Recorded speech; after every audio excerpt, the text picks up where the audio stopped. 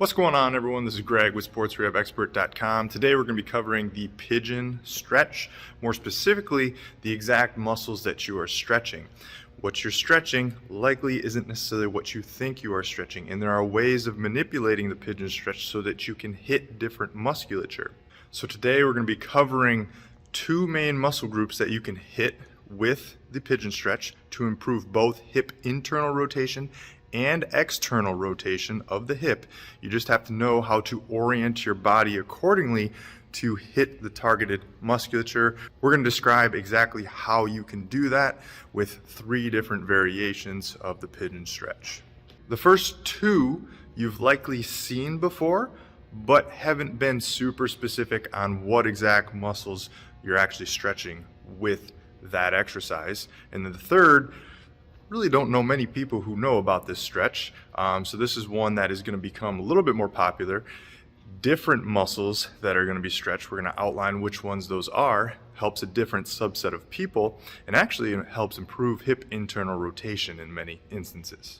Alright, so it's important to know what we are stretching when we're doing the pigeon stretch. Again, there's two positions because we're going to be stretching slightly different musculature in the back side of the hip here. So the first pigeon stretch is very similar to what everybody is familiar with.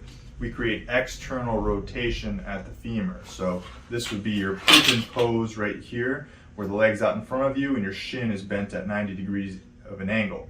Now when we look at it from the back side, notice how these two bones right here are approximating towards each other. That area is actually shortening. The musculature we are stretching is the glute on the bottom side here, underneath these bones, underneath the trochanter.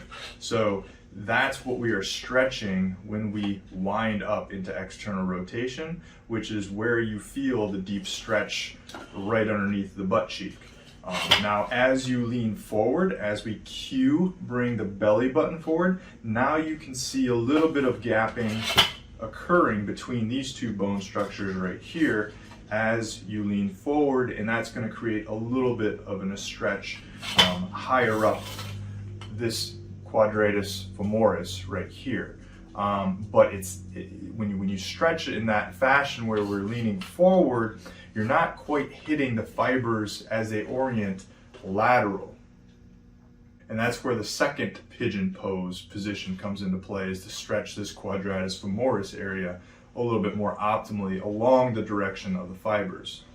Okay, so now to stretch this area a little bit more optimally, we're going to put the individual in side lying, and we're going to move the pelvis over top of the femur.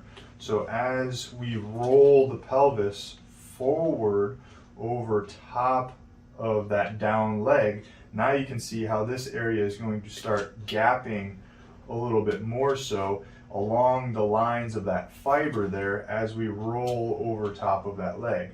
And so it's that rolling action that's going to separate these two structures and stretch that quadratus femoris along the lines of the fiber a little bit more optimally. So depending on the individual, they may find themselves being tight in one or multiple areas, or perhaps even neither. A little bit of downward pressure on your hip bone here. So I'm pushing kind of downward as I'm rolling forward here. Should not get any type of pinching or pain in the front of the groin.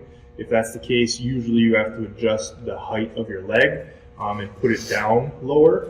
But again, it could also be that you're elevating your knee too high up off the ground. So usually around a 45-degree angle of the thigh is right for a lot of people, but some might have to start a little bit lower or just from a comfort standpoint so they don't get any pinching in the hip. Also, you can play around with that 25 to 45-degree angle there to see where you get the biggest stretch sensation. Just to give you another angle, here is a headshot.